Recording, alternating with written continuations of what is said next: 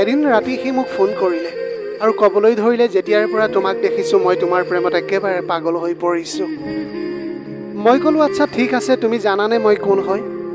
সি তেতিয়া ক'লে, অঁ মই জানো, তুমি সেই ক'লা টেক্সি ড্ৰাইভাৰৰ পত্নী।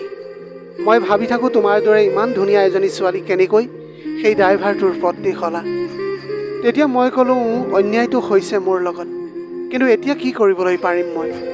সি ক'লে, তুমি একো চিন্তা নকৰিবা, এতিয়াও বহুত সময় আছে, তোমাৰ সকলো ইচ্ছা সকলো সপোন মই পূৰণ কৰিম, তুমি মাথো মোৰ হ'বলৈ চেষ্টা কৰা।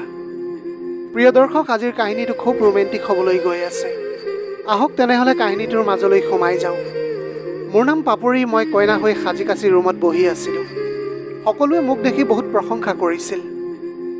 মোৰ লগৰ ছোৱালীবিলাকৰ কথা বতৰা শুনি মোৰ বহুত লাজ লাগিছিল, যদিও মনটো এটা সুন্দৰ অনুভৱে ভৰি পৰিছিল। প্ৰণৱক মই তেতিয়াই দেখিছিলোঁ যেতিয়া মাক দেউতাকহঁতৰ লগত মোক চাবলৈ আহিছিল। তাক প্ৰথম দেখাৰে পৰা মই তাৰ প্ৰেমত পৰিছিলোঁ। সি দেখিবলৈ বহুত ধুনীয়া আছিল, ওখ পাখ, গাৰ ৰং বগা, উজ্জ্বল মুখমণ্ডল। তাৰ স্মাৰ্টনেছে মোক বাৰুকৈ তাৰ প্ৰতি প্ৰভাৱিত কৰিছিল। যোৱা 6 মাহ ধৰি বিয়াৰ কথা বতৰা চলি আছিল।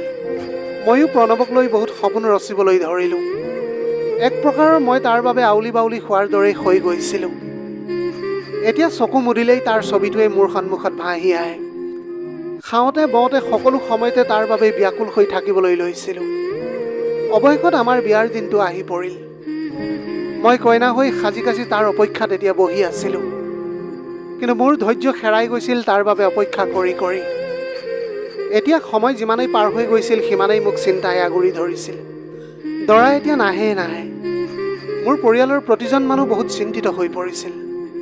মায়ে মোৰ হ'ব লগা শাহুমালৈ বাৰে বাৰে ফোন কৰি আছিল, কিন্তু কোনেও ফোন ৰিচিভ কৰা নাছিল।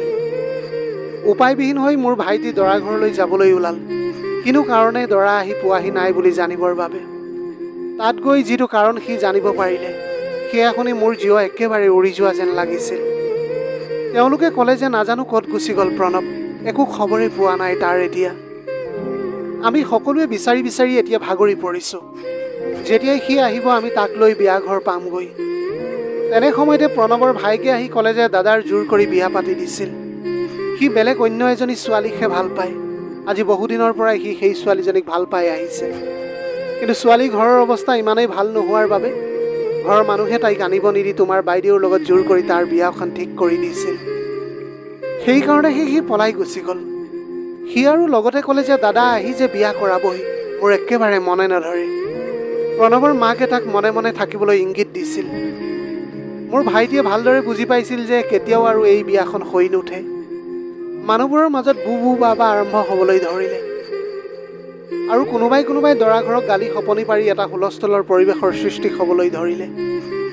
এইবিলাক কথা শুনি এতিয়া মই মোৰ ৰুমৰ পৰা ওলাই আহিলোঁ। মই এতিয়া কি কৰিম কি নকৰিম একো বুজিবলৈ পৰা নাছিলোঁ। মোৰ দুয়োজন ভিনদেউ মা দেউতাক চম্ভালক চাৰি মুখে গালি সপনি পাৰিবলৈ ধৰিলে। এনেকুৱা বিয়া ভঙা ছোৱালী হেনো কোনো সন্মান নাথাকে। আৰু মোৰ বাইদেউহঁতক এইবোৰ কথা কৈ শুনাবলৈ ধৰিছিল যেন গোটেই দুখ মোৰহে। মই এতিয়া কান্দি কান্দি একেবাৰে ভাগৰি পৰিছিলোঁ। কাৰণটো হ'ল নিজৰ আত্মীয় মানুহে এতিয়া মোৰ প্ৰতি এনেকুৱা ব্যৱহাৰ দেখি। সেইবিলাক কথা ভাবি এতিয়া মোৰ দেউতা চিন্তাত মাটিতে বহি পৰিছিল। তেনেকুৱাতে এজন ল'ৰা বহি থকা আলহীবোৰৰ মাজৰ পৰা উঠিল আৰু ক'লে যে মই বিয়া পাতিম তাইক। এই কথা শুনি গোটেই ৰভাতলি একদম নিজান হৈ পৰিছিল। মই তেতিয়া মূৰ দাঙি ল'ৰাটোৰ ফালে চালোঁ। ল'ৰাটোৰ ৰং একেবাৰে ক'লা আছিল। ওখ পাখ প্ৰায় 5 ফুটমান হ'ব, শকতাবত আছিল ল'ৰাটো। কিন্তু মোৰ দেউতাৰ বাবে সেই সময়ত সি কোনো ভগৱানতকৈ কম নাছিল।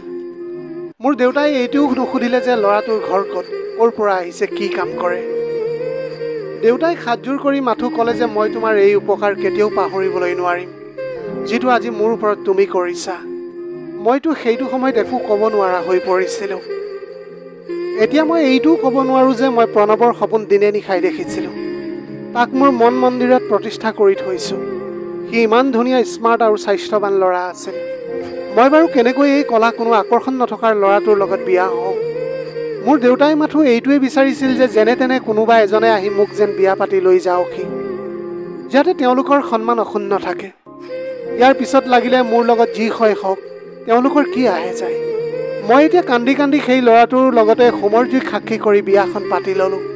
আৰু যেতিয়া বিয়া সম্পন্ন কৰি বিদায়ৰ সময় আহি পৰিল, সকলোৰে পৰা বিদায় লৈ তাৰ ঘৰলৈ বুলি ওলাই আহিলোঁ। গেটৰ সন্মুখতে এখন হালধীয়া ৰঙৰ গাড়ী আছিল। সি গৈ গাড়ীখনৰ দুৱাৰখন খুলি দিয়ে আৰু নিজে ড্ৰাইভাৰ ছিটত বহি লয়। এয়া দেখি মোৰ মাথা একেবাৰে ঘূৰাই যোৱা যেন অনুভৱ হৈছিল। তাৰমানে মই অনুভৱ কৰিছিলোঁ যে মোৰ বিয়াখন এজন ড্ৰাইভাৰৰ লগত হৈছিল। মোৰ বিয়ালৈ অহা কোনোবা আলহীয়ে হয়তো ভাড়াত আনিছিল। এখন ভিতৰুৱা গাঁৱত গৈ আমাৰ গাড়ীখন সোমালগৈ আৰু অলপ দূৰ গৈ সৰু এটা ঘৰৰ সন্মুখত আমাৰ গাড়ীখন ৰ'ল। তেখেত গাড়ীৰ পৰা নামি ঘৰটোত লগাই থোৱা তলাটো খুলিলে আৰু তাৰপিছত আহি মোৰ ছিটৰ ছাইডৰ দুৱাৰখন খুলি মোক আহা বুলি ক'লে। মই চাবি দিয়া পুতলাৰ দৰে সি যলৈ যাবলৈ কৈছিল তালৈকে গৈ আছিলোঁ। ঘৰৰ ভিতৰলৈ সোমাই যাওঁ তাৰ পিছে পিছে। ঘৰ মানে ৰুম দুটা আছিল মাথোন, লগতে লাগি আছিল কিটচেনটো। মই এতিয়া ইফালে সিফালে চাই একেবাৰে থৰ লাগি চাই ৰ'বলৈ ধৰিলোঁ। তেনে সময়তে সি মোৰ হাতখনত ধৰি ভিতৰ ৰুমলৈ বুলি লৈ গ'ল। মই আৰু ধৈৰ্য ধৰি থাকিবলৈ নোৱাৰিলোঁ। অত দেৰিৰ পৰা ৰখাই থোৱা মোৰ হৃদয়ৰ বিননি যেন একেলগে বাহিৰ হৈ ওলাবলৈ লৈছিল। মই এতিয়া সুৰা সুৰে কান্দিবলৈ ধৰিলোঁ। কাৰণটো যিজন মানুহৰ মুখখনেই মোৰ পচন্দ নহয়, গাৰ ৰং পচন্দ নহয়, অৰ্থাৎ মোৰ হাতত ধৰাত মোৰ জীৱনৰ যেন একো মূল্য নাই, মোৰ তেনেকুৱা অনুভৱ হ'বলৈ ধৰিছিল। সি তেতিয়া বিচনা এখনত বহিবলৈ দিলে মোক আৰু ক'লে যে তোমালৈ পানী এগিলাচ লৈ আনো নেকি। মই লাহেকৈ তেতিয়া মূৰ দুপিয়ালোঁ। অলপ সময়ৰ পিছত এগিলাচ পানী হাতত লৈ সি আহি গৈছিল। মই এতিয়া অলপ পানী খাই গিলাচটো তাক দিলোঁ। সি এতিয়া মোৰ কাষতে বহি আৰু ক'বলৈ ধৰিলে, তোমাৰ লগত যি হ'ল সঁচাকৈয়ে বহুত বেয়া হ'ল। মই মনতে ভাবিলোঁ হয়তো সঁচাকৈয়ে বহুত বেয়া হ'ল। মোক প্ৰণৱে বিয়া নকৰালে বুলিয়েই চিনা জনা নোহোৱা দেখিবলৈ কুৎসিত এটাৰ লগত বিয়া দিব লাগে নেকি বাৰু মোক। মই ঘৰতেই থাকিলোহেঁতেন গোটেই জীৱন অবিবাহিত হৈ। মই ভাবিব ধৰিলোঁ বিয়া হৈ গ'লেই যেতিয়া কেইদিনমান থাকি তাক ডিভ'ৰ্চ দি মই ঘৰলৈ গুচি যাম। মই এই মানুহজনৰ লগত গোটেই জীৱনটো কটাবলৈ নোৱাৰোঁ। তেওঁৰ নাম কমল আছিল। বিয়াৰ সময়ত মই তাৰ নামটোনো কি সেয়াও গম পোৱা নাছিলোঁ। সি মোক টকা 2000 মোৰ হাতত দিলে আৰু ক'লে যে এইটো মোৰ ফালৰ পৰা তোমাক দিছোঁ, বিয়া বুলি একো এটা তোমাক দিয়া নহ'ল। মোৰ চকু পানী পইচাকেইটাৰ ওপৰত টপ টপকৈ পৰিবলৈ ধৰিছিল। মই এতিয়া তাক ক'লোঁ যে তুমি মোৰ কথাটো শুনা, মই এতিয়া শাৰীৰিক সম্বন্ধ বনাবলৈ একেবাৰে প্ৰস্তুত নহয়। তেওঁ ক'লে যে মই জানো তুমি মানসিকভাৱে একেবাৰে ভাগি পৰিছা, গতিকে চিন্তা নকৰিবা, মই কোনো ধৰণৰ অশান্তি তোমাক নকৰোঁ। এই বুলি কৈ কমলে বিচনাখনৰ গাৰু এটা লৈ ইটো ৰুমলৈ গুচি যায়। এতিয়া ভাগৰ আৰু মনৰ অস্থিৰতাই মোক একেবাৰে ক্লান্ত কৰি পেলাইছিল। মোৰ কেতিয়ানো টোপনি আহি গ'ল মই গমেই নাপালোঁ। ৰাতিপুৱা যেতিয়া সাৰ পাওঁ কমলে তেতিয়া গা ধুই আছিল, হয়তো মন্দিৰলৈ যাব। কাণত এখন গামোচা লৈ ঘৰৰ পৰা ওলাই গৈছিল। মই ভাবিলোঁ ময়ো ভগৱানক প্ৰাৰ্থনা কৰোঁ। সেই বুলি গা ধুই ৰুমতে থকা শিৱ ফটোখনত ধূপ জ্বলাই সেৱা কৰিবলৈ লৈছিলোঁ। মোৰ এতিয়া মনৰ পৰা আপোনা আপুনি ওলাই গৈছিল, কি পাপৰ বাবে তুমি মোক ইমান ডাঙৰ শাস্তি দিছা প্ৰভু। তেওঁ সদায় 9 মান বজাত টেক্সিখন লৈ ওলাই যায়। যাওঁতে মোক কৈ যায় কিটচেনত সকলো খোৱা বস্তু আছে তোমাৰ বাবে। মই মনে মনে বহি আছিলোঁ। মোৰ মা দেউতাই এবাৰো মোৰ কথা ভবা নাছিল। মোৰ জীৱনতকৈ তেওঁলোকৰ সন্মানটোহে ডাঙৰ হ'ল। এইবিলাক কথা ভাবি এতিয়া মোৰ চকুৰ পৰা নিগৰি আহিছিল চকু পানী। মই এতিয়া ভাবিবলৈ ধৰিলোঁ যে মোৰ কি দুখ আছিল যে মোৰ বিয়া এনেকুৱা এটা অপচন্দ মানুহৰ লগত কৰাই দিছিল। পিছদিনা সি কামৰ পৰা আহোঁতে মোলৈ কাপোৰ 2যোৰমান লৈ আনিছিল। মোৰ হাতত দি কৈছিল কিমান ভাল মই নাজানো, তথাপিও আনিছোঁ। মই এতিয়া পেকেটটো খুলি চাইছিলোঁ, দেখিছিলোঁ যে এযোৰ গুলপীয়া ৰঙৰ আৰু এযোৰ সেউজীয়া ৰঙৰ, কিন্তু গুলপীয়াযোৰ বহুত দেখিবলৈ ধুনীয়া হয়। তাৰ লগত মিলাই খাৰু, লিপষ্টিক আৰু মুখত সনা ক্ৰীম আদি লৈ আনিছে। মোৰ মনটো অলপ পাতলিবলৈ ধৰিছিল। সি এতিয়া মোৰ ফালে একেৰাহে চাই আছিল। মোৰ বুকুখন দুৰু দুৰুকৈ কঁপিবলৈ ধৰিছিল। মই এতিয়া সি একেদৰে চাই থকা দেখি ক'লোঁ, আপুনি মোক এইবোৰ দি একেবাৰে মন ভুলাবলৈ নাহিব। মই আপোনাৰ লগত কোনো পধ্যেই স্বামী স্ত্ৰীৰ সম্বন্ধ বনাবলৈ নোৱাৰোঁ, কাৰণ মই আপোনাক অপচন্দ কৰোঁ। কমলে কিছু সময় মৌন হৈ থাকিল আৰু লাহেকৈ ক'লে যে পাপৰি, আমাৰ বিয়া মাত্ৰ এমাহ হৈ গ'ল, বহুত সময় পাৰ হৈ গৈছে, গতিকে মই এতিয়া তোমাৰ লগত। চাওক, মই আপোনাক একেবাৰে ভাল নাপাওঁ। যি হ'ল সেয়া মাথো এটা এক্সিডেণ্ট বুলি ভাবি লওক। তেতিয়া কমলে ক'লে যে মই সকলো বুজি পাইছোঁ, এনেকুৱা হ'ব নালাগিছিল, কিন্তু যিহেতু বিয়াখন হৈয়ে গ'ল, এতিয়া তুমি মোৰ কথাবিলাকো ভাবিবা আৰু মোৰ সন্মানত কেতিয়াও আঘাত নকৰিবা। আৰু কথা থাকিল ভাল পোৱাৰ। আচলতে আচল ভাল পোৱাটো বিয়াৰ পিছতহে হয়। 1 ঘণ্টাৰ পিছত আমি বাহিৰত খানা খাবলৈ যাম, তুমি ওলাই ৰেডি হৈ থাকিবা। এই বুলি কৈ তেওঁ ওলাই যায় ঘৰৰ পৰা। 1 ঘণ্টাৰ পিছত তেওঁ আহিল। সেইটো সময়ত মই কোনো নতুন কাপোৰ পিন্ধা নাছিলোঁ। তেওঁ ক'লে যে তুমি ওলোৱা নাই যে। মই ক'লোঁ যে চাওক মই আপোনাক ভাল নাপাওঁ, আপুনি মোক ডিভ'ৰ্চ দিয়ক। মোৰ কথাত তেওঁৰ এতিয়া খং উঠিবলৈ ধৰিছিল আৰু মোৰ ফালে চাই ক'লে যে মই তোমাক ডিভ'ৰ্চ দিবলৈ বিয়া পাতি অনা নাই। মই ক'লোঁ আপোনাৰ লগত মোৰ কোনো মিল নাই। মই পঢ়া শুনা কৰা উচ্চ শিক্ষিত এজনী ছোৱালী, চাকৰি এটা কৰি আৰামত জীৱনটো কটাবলৈ পাৰিম। তেওঁ বৰ কৰুণভাৱে মোলৈ চাইছিল আৰু ক'লে যে ঠিক আছে, তোমাক মই আৰু অলপ সময় দিছোঁ, তুমি সকলো কথা ভাবি চাবা। মই তেতিয়া আকৌ ক'লোঁ মোক ডিভ'ৰ্চ লাগে, আপুনি মোক ডিভ'ৰ্চ দি মোক উপকাৰ কৰক। তেওঁ একো নামাতি ওলাই গুচি যায়। পিছদিনা মই চাহ খাই আবেলি বাৰাণ্ডাতে বহি আছিলোঁ। তেনেতে সন্মুখৰ ঘৰৰ ছাদৰ পৰা এটা ধুনীয়া ডেকা ল'ৰাই মোলৈ চাই আঙুলিৰে ইংগিত দি আছিল।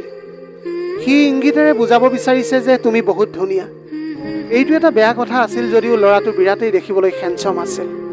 তাৰ সুন্দৰতাৰ কাৰণে এতিয়া বেয়া কথাটো মোৰ ভাল লাগিবলৈ লাগিছিল। এইদৰে কিছু সময় দুয়োৱে চকুৱে মনৰ ভাৱ আদান প্ৰদান কৰিলোঁ। পিছদিনা আবেলি মই জানি বুজিয়েই তাৰ লগত কথা পতাৰ চলেৰে আকৌ বাৰাণ্ডাত বহোহি। সেইদিনা সি ছাদৰ পৰা মোকো চাই আছিল। কিছু সময়ৰ পিছত সি আঙুলিৰে ইংগিত দি মোৰ ফোন নাম্বাৰটো বিচাৰিছিল।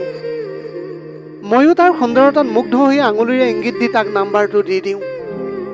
সেইটো সময়ত কমল কামৰ পৰা আহি পাইছিলহি। কমলক দেখাৰ লগে লগে ল'ৰাটো ছাদৰ পৰা গুচি যায়। তেওঁ আহিয়েই সেই ঘৰটোৰ ছাদলৈ চালে আৰু মোক কৈছিল ইয়াত নবহিবা, ইয়াত বহুত বেয়া ল'ৰাৰ আড্ডা হয়, কোনো কাম ধাম নকৰে, গাঁৱৰ ছোৱালী বোৱাৰীবোৰক জোকাই অশান্তি কৰি থাকে। মই একো নকলোঁ, মনতে ভাবিলোঁ আপোনাতকৈ হাজাৰ গুণে ধুনীয়া ল'ৰাটো। পিছদিনাৰ পৰা এতিয়া কমল কামলৈ যোৱাৰ পাছতে মই সদায় তাৰ লগত কথা পাতোঁ। এদিন ৰাতি সি মোক ফোন কৰিলে আৰু ক'বলৈ ধৰিলে, যেতিয়াৰ পৰা মই পাপৰি তোমাক দেখিছোঁ মই তোমাৰ প্ৰেমত একেবাৰে পাগল হৈ পৰিছোঁ। মই তেতিয়া ক'লোঁ তুমি জানানে মই কোন হয়? সি ক'লে অঁ মই সকলো জানো, তুমি সেই কুৎসিত ড্ৰাইভাৰৰ পত্নী। মই ভাবি থাকোঁ জানানে পাপৰি, তোমাৰ দৰে ইমান এজনী ধুনীয়া ছোৱালী সেই ড্ৰাইভাৰটোৰ লগত কেনেকৈ বিয়া হ'লা? মই ক'লোঁ মোৰ লগত অন্যায় হৈছে, কিন্তু মই এতিয়া একো কৰিবলৈ নোৱাৰোঁ। সি তেতিয়া ক'লে যে তুমি একেবাৰে চিন্তা নকৰিবা, এতিয়াও আমাৰ হাতত বহুত সময় আছে, তোমাৰ সকলো ইচ্ছা মই পূৰণ কৰিবলৈ পাৰিম, তুমি মাথো মোৰ হোৱা। তেতিয়া মই ক'লোঁ যে চোৱা, কেৱল ফোনতেই সীমাবদ্ধ ৰাখিব খোজোঁ আমাৰ সম্বন্ধ, ইয়াতকৈ আৰু মই আগবাঢ়িবলৈ নিবিচাৰোঁ, কাৰণ মই এজনী ভদ্ৰ মহিলা। মোৰ কথা শুনি সি এতিয়া হাঁহি ৰখাবলৈ নোৱাৰিলে আৰু ক'লে যে ঠিক আছে, আমি কেৱল কথাকে পাতিম। মই এতিয়া তাৰ কথাবিলাক মানি লৈছিলোঁ, কাৰণ মোৰ সময়বোৰ পাৰ কৰিব লাগিব। এই ড্ৰাইভাৰটোৰ লগত মই আৰু মোৰ হৃদয়ৰ আদান প্ৰদান কৰিবলৈ নোৱাৰোঁ। মই সদায় ৰাতি ফোনত তাৰ লগত কথা পাতোঁ। মোৰ স্বামীয়ে মোৰ ৰুমত শোৱা নাছিল, তেওঁ সদায় বাহিৰৰ ৰুমটোত শুবলৈ গৈছিল। মই কেৱল কাপোৰ ধুইছিলোঁ আৰু খানা বনাই খাবলৈ দিছিলোঁ, তাতকৈ বেছি কথা বতৰা আমাৰ মাজত একোৱেই হোৱা নাছিল আৰু ময়ো তেওঁৰ কাষলৈ কেতিয়াও যোৱা নাছিলোঁ। তাৰ লগত কথা পতা মোৰ একেবাৰে এতিয়া অভ্যাসত পৰিণত হৈ গৈছিল। তাৰ নাম দীপক আছিল। সি মোৰ সুন্দৰতাৰ সদায় প্ৰশংসা কৰি গৈছিল। মই তাৰ কথাবিলাক শুনি বহুত ভাল পাইছিলোঁ। এদিন কথা পাতি থাকোঁতে সি মোক ক'লে যে তোমাক মই চাব বিচাৰোঁ। মই ক'লোঁ সদায় দেখোন তুমি দেখিয়েই থাকা। সি ক'লে এনেকৈ নহয়, কোনোবা হোটেল নহ'লে ৰেষ্টুৰেণ্টত লগ কৰিম। মই ক'লোঁ না বাবা, মোৰ বহুত ভয় লাগে এইবিলাকলৈ। সি তেতিয়া ক'লে যে ভাল পোৱা যেতিয়া কিহৰ ভয়? মই ক'লোঁ মই তোমাক ভাল নাপাওঁ, মাথো কথাহে পাতোঁ। তেতিয়া সি ক'লে যে ভাল পাবলৈও ল'বা লাহে লাহে, আৰু লগতে ক'লে যে মোৰনো কি কমি আছে যে মই তোমাক সুখ দিবলৈ নোৱাৰিম। তেতিয়া মই ক'লোঁ যে তোমাৰ একো ফালৰ পৰাই কোনো কমি নাই, তুমি দেখিবলৈও বহুত ধুনীয়া, কিন্তু তুমি এটকা উপাৰ্জন নকৰা। যদিহে তুমি টকা উপাৰ্জন কৰিবলৈ লোৱা, তোমাৰ কথা তেতিয়া মই ভাবিবলৈ পাৰোঁ, কাৰণ প্ৰেমেৰে সদায় পেট নভৰে। সি মোৰ কথা শুনি ক'লে যে এজনী ড্ৰাইভাৰ পত্নীৰ ইমান কথা। মই ক'লোঁ মই আন মাইকীৰ দৰে লোভীয়া মহিলা নহয়, আজিলৈকে মই মোৰ স্বামীক মোৰ কাষলৈকে আহিবলৈ দিয়া নাই। সি আকৌ ক'বলৈ ধৰিলে যদি তুমি আন মাইকীৰ দৰে নহ'লাহেঁতেন, তেতিয়াহ'লে নিজৰ স্বামীক মানা নকৰিলাহেঁতেন, তুমি সদায় কপালৰ লিখন বুলি তেতিয়া কথাটো চুপচাপ মানি ল'লাহেঁতেন, কিন্তু তুমি তেনেকুৱা একো নকৰিলা। এটা অচিনাকি ল'ৰাৰ লগত অশ্লীল কথা পাতি সময় পাৰ কৰি আছা আৰু এতিয়া নিজকে ভদ্ৰ সজাবলৈ বিচাৰিছা। তাৰ কথাত এতিয়া মোৰ বহুত খং উঠিবলৈ ধৰিছিল আৰু মই লগে লগে ফোনটো কাটি দিলোঁ। পিছদিনাখন ৰাতিপুৱা কমল কামলৈ যাবলৈ ওলাই মোক ক'লে যে আজি তুমি ওলাই থাকিবা 2 মান বজাত, আমি খানা খাবৰ বাবে যাম ভাল এখন ৰেষ্টুৰেণ্টলৈ। মই তাৰ প্ৰস্তাৱ পাই ভালেই পালোঁ, ক'তো বহুত দিন খানা খাবৰ বাবে যোৱাই নাছিলোঁ। মই এতিয়া সাজি কাচি ওলাই আছিলোঁ। তেওঁ সময়মতে আহিল আৰু আমি দুয়ো একেলগে ওলাই গ'লোঁ। যিখন ৰেষ্টুৰেণ্টত আমি খানা খাবলৈ গৈছিলোঁ তাত বহুত মানুহৰ ভিৰ আছিল। মানুহবোৰে আমালৈ চাই কিবা আচৰিত ধৰণে চাই আছিল। মই এতিয়া জানিছিলোঁ যে আমাৰ জোৰা দেখি হয়তো মানুহবিলাক আচৰিত হৈছিল আৰু কোনো এটা দিশৰ পৰাই তেওঁ মোৰ লগত খাপ নাখায়। কমলে চুকৰ টেবুল এখন বুক কৰিছিল যাতে মই আৰামত খানা খাবলৈ পাৰোঁ। তাতে তেওঁ মোক এযোৰ সোণৰ খাৰু উপহাৰ দিছিল। তেতিয়া তেওঁ মোক ক'লে যে মোৰ মৰমৰ চিনৰূপে তুমি এইযোৰ ৰাখি থোৱা। মই তেওঁৰ মনত এতিয়া দুখ দিবলৈ বিচৰা নাছিলোঁ। লাহেকৈ খাৰুযোৰ পিন্ধি ল'লোঁ। তেওঁ কৈছিল, আজি তোমাক বহুত ধুনীয়া লাগিছে পাপৰি। আৰু মই লাহেকৈ ক'লোঁ, থেংকছ। তেওঁ তেতিয়া খানাৰ মেনুখন মোৰ ফালে আগবঢ়াই দি ক'লে, যি খাবলৈ মন যায় আজি তুমি অৰ্ডাৰ কৰি লোৱা।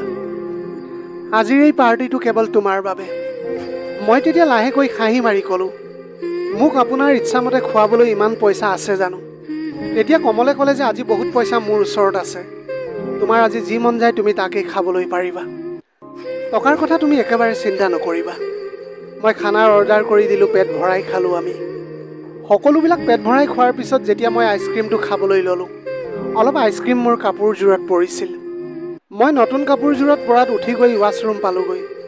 তাত ধুই মেলি ওলাই আহোঁতে এটা ডেকা ল'ৰাই মোক অশ্লীল ইংগিত দিবলৈ ধৰিলে। মই তাক গালি শপনি পাৰি আহিব লওঁতে সি মোৰ হাতখনত ধৰি ৱাছৰুমৰ ভিতৰলৈ টানি লৈ গ'ল। মই তেতিয়া চিঞৰ বাখৰ কৰিবলৈ ধৰিছিলোঁ, কিন্তু সি মোৰ মুখখনত হাত দি চুপ হৈ থাকিবলৈ ধমকি দিছিল। মই এতিয়া বহুত টনা আজোৰাও কৰি আছিলোঁ। তেনেকুৱাতে কমল আহি সেই ঠাইত উপস্থিত হৈছিল। তেওঁ এতিয়া সেই কাণ্ডবিলাক দেখি খঙতে জ্বলি পকি সেই ল'ৰাটোক গুৰুলা গুৰুলকৈ পুতিবলৈ ধৰিলে। তাত থকা সকলো মানুহ গোট খাই গৈছিল। মেনেজাৰে পুলিচক মাতি ল'ৰাটো পুলিচৰ হাতত গতাই দিলে। প্ৰথমবাৰ এতিয়া মই কমলৰ এই উগ্ৰ ৰূপটো দেখিবলৈ পালোঁ। কমলৰ এতিয়া ইমান খং দেখি মোৰ কিবা সপোন যেনহে লাগিবলৈ ধৰিছিল। ঘৰলৈ আহি মই দেখিলোঁ যে কমলৰ হাতখন ফাটি গৈছে। ওঠৰ গুৰিটো তেজ বিৰিঙি আছিল। প্ৰথমবাৰ মোৰ হৃদয়ে কমলৰ বাবে কান্দি উঠিছিল। মই ক'লোঁ, আপোনাৰ কি দৰকাৰ আছিল কাজিয়া কৰিবলৈ? তেওঁ ক'লে, ধন্যবাদ দিয়া যে তাৰ প্ৰাণবায়ু ওলাই নগ'ল মোৰ হাতত। যদি মানুহবোৰে কাজিয়াখন ভাঙি নিদিলেহেঁতেন তাৰ মোৰ হাততে মৃত্যু নিশ্চিত হ'লহেঁতেন।